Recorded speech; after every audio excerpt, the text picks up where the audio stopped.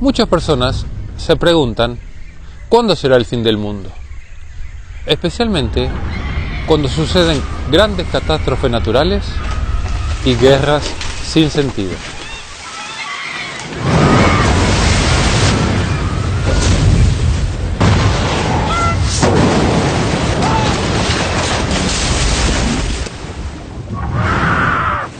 Estas calamidades que hacen tambalear nuestro mundo, sin duda nos recuerdan que un día todo lo que conocemos puede perecer.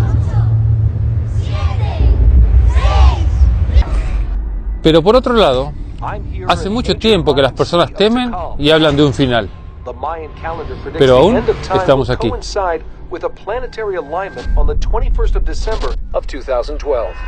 Los discípulos de Jesús, hace 2000 años, se hacían esa misma pregunta. Jesús salió del templo y mientras iba caminando, sus discípulos se le acercaron a él para hacerle notar las construcciones del mismo. Pero él les dijo: ¿ven todo esto? Les aseguro que no quedará aquí piedra sobre piedra. Todo será destruido. Cuando llegó al monte de los olivos, Jesús se sentó y sus discípulos le preguntaron en privado: ¿cuándo sucederá esto? ¿Y cuál será la señal de tu venida y del fin del mundo?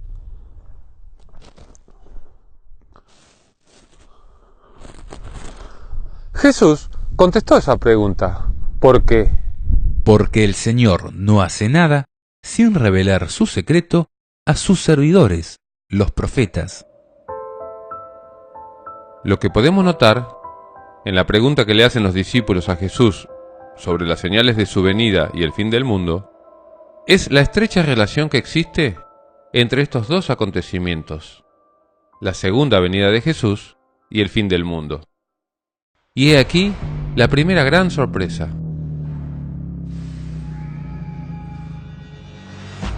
Estamos hartos de ver películas sobre el fin del mundo como Armagedón, El día que la Tierra se detuvo, Impacto Profundo, Día de la Independencia, El día después de mañana, 2012, entre tantas otras. Pero en ninguna de ellas encontramos la participación de Jesús en todo esto. ¿No es verdad? Visto desde el punto de vista bíblico, no podemos pensar en un fin del mundo sin el regreso de Cristo en forma conjunta. Es más, si lees la Biblia, encontrarás que este fue uno de los temas favoritos de Jesús. Si bien el Maestro contestó acabadamente esa pregunta a sus discípulos, antes de describir los detalles finales de la historia, Jesús les advierte enfáticamente: tengan cuidado de que no los engañen. De esta advertencia podemos extraer dos conclusiones. La primera es que antes del regreso de Cristo habrían muchos engañadores. Y la segunda es que podríamos darnos cuenta de esos engaños. Ahora, la pregunta es, ¿cómo? ¿Cómo darnos cuenta de los engaños? La palabra de Dios habla de dos tipos de engaños y engañadores. 1. Los antirreligiosos. Encontramos la tecnología para hacer una tierra más fuerte y más segura. Porque nuestra supervivencia solo será posible si permanecemos unidos. Que representan a aquellas personas que ignoran la intervención divina en la historia de la humanidad. Dicen, todo seguirá como desde el principio. Y con argumentos autodenominados científicos, se burlan del regreso de Cristo. El apóstol Pedro dijo: sepan, en primer lugar, que en los últimos días vendrán hombres burlones y llenos de sarcasmo, que viven de acuerdo con sus pasiones, y que dirán: ¿dónde está la promesa de su venida? Nuestros padres han muerto, y todo sigue como al principio de la creación. Al afirmar esto, ellos no tienen en cuenta que hace mucho tiempo hubo un cielo y también una tierra brotada del agua que tomó consistencia en medio de las aguas por la palabra de Dios. A causa de esas aguas, el mundo de entonces pereció sumergido por el diluvio. Esa misma palabra de Dios ha reservado el cielo y la tierra de ahora para purificarlos por el fuego en el día del juicio y de la perdición de los impíos. Pero ustedes, queridos hermanos, no deben ignorar que delante del Señor un día es como 1000 años y 1000 años como un día.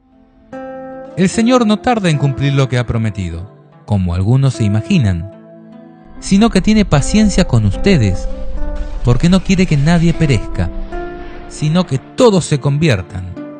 Sin embargo, el día del Señor llegará como un ladrón, y ese día los cielos desaparecerán estrepitosamente, los elementos serán desintegrados por el fuego, y la tierra, con todo lo que hay en ella, será consumida.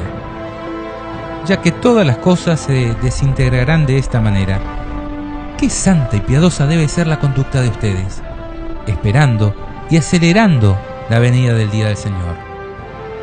Entonces se consumirán los cielos, y los elementos quedarán fundidos por el fuego. Pero nosotros, de acuerdo con la promesa del Señor, esperamos un cielo nuevo y una tierra nueva, donde habitará la justicia. Por eso, queridos hermanos, mientras esperan esto, procuren vivir de tal manera que Él los encuentre en paz, sin mancha ni reproche. Tengan en cuenta que la paciencia del Señor es para nuestra salvación.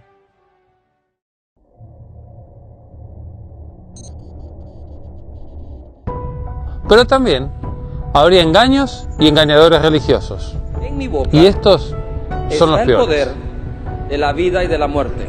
Jesús se refirió a ellos cuando dijo: Tengan cuidado de que no los engañen, porque muchos se presentarán en mi nombre, diciendo, yo soy el Mesías, y engañarán a mucha gente.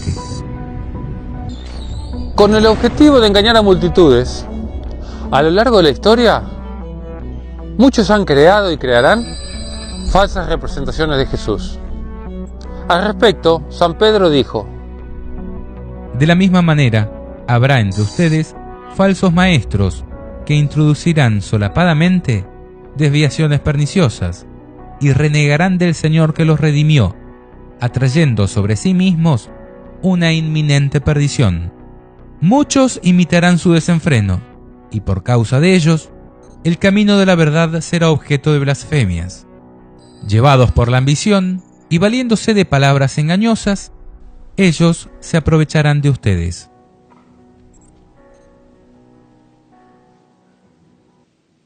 Estos falsos cristos o anticristos desean engañarnos porque sirven al enemigo de Dios. Y la estrategia del diablo siempre ha sido camuflarse detrás de bellos disfraces. Con relación a ellos, San Pablo nos advirtió: Estos son falsos apóstoles, que proceden engañosamente, haciéndose pasar por apóstoles de Cristo. Su táctica no debe sorprendernos, porque el mismo Satanás se disfraza como ángel de luz. No es de extrañar entonces que sus servidores se disfracen como servidores de la justicia, pero su fin será digno de sus obras. Papa Francesco, on behalf of this very distinguished group, ¿cuáles son los engaños más efectivos? Los que parecen verdad, ¿no? Veamos un ejemplo. Este es un billete de $100. ¿Pero qué pensarías si alguien te quiere pagar con un billete como este? Creo que sería muy fácil darse cuenta, ¿no es así? Pero, ¿y si te entregan uno como este? Es mucho más fácil caer en la trampa, ¿verdad?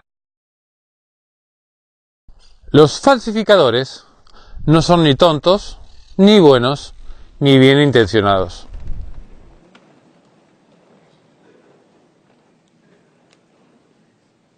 Sabemos cómo cuidarnos para no recibir un billete falso. Observamos si cumple con determinados requisitos, si pasa determinadas pruebas, o lo chequeamos con una máquina para esto. Pero, ¿qué hacemos con los engaños religiosos? Hablaré palabras de vida y no de muerte. ¿Hay alguna herramienta De para salud y no de conocer enfermedad, si una enseñanza de es riqueza, verdadera no o de falsa? pobreza, de Sí, bendición, no de maldición. la Biblia, la palabra de Dios, es nuestra mejor máquina detecta mentirosos. El que dice, yo lo conozco, y no cumple sus mandamientos, es un mentiroso, y la verdad no está en él. Pero en aquel que cumple su palabra, el amor de Dios ha llegado verdaderamente a su plenitud. Esta es la señal de que vivimos en él. También Jesús, en el Sermón de la Montaña, nos advirtió: Tengan cuidado de los falsos profetas, que se presentan cubiertos con pieles de ovejas, pero por dentro son lobos rapaces. Por sus frutos los reconocerán. No son los que me dicen Señor, Señor, los que entrarán en el reino de los cielos, sino los que cumplen la voluntad de mi Padre que está en el cielo. Muchos me dirán en aquel día: Señor, Señor, ¿acaso no profetizamos en tu nombre? ¿No expulsamos a los demonios e hicimos muchos milagros en tu nombre? Entonces yo les manifestaré: jamás los conocí. Apártense de mí, ustedes, los que hacen el mal. En este mundo hay demasiados falsos maestros, gente que habla en nombre de Dios, pero no hace su voluntad. Hay que tener mucho cuidado de ellos. Por lo general, estos engañadores no quieren que este mundo de injusticias acabe, sino que pretenden apoderarse de él para gobernarlo. Quieren reinar ellos en vez de Cristo. Let's go! Otros nos hacen creer que lo mejor que puede pasar es que todo quede como está, y que si se produjera el fin del mundo, el común de los mortales no tendríamos ninguna esperanza. Pero esto no es así. Según el Apocalipsis, el fin del mundo es el fin de lo malo, de lo cruel, de lo triste. Es el fin de la injusticia, del sufrimiento y de la muerte.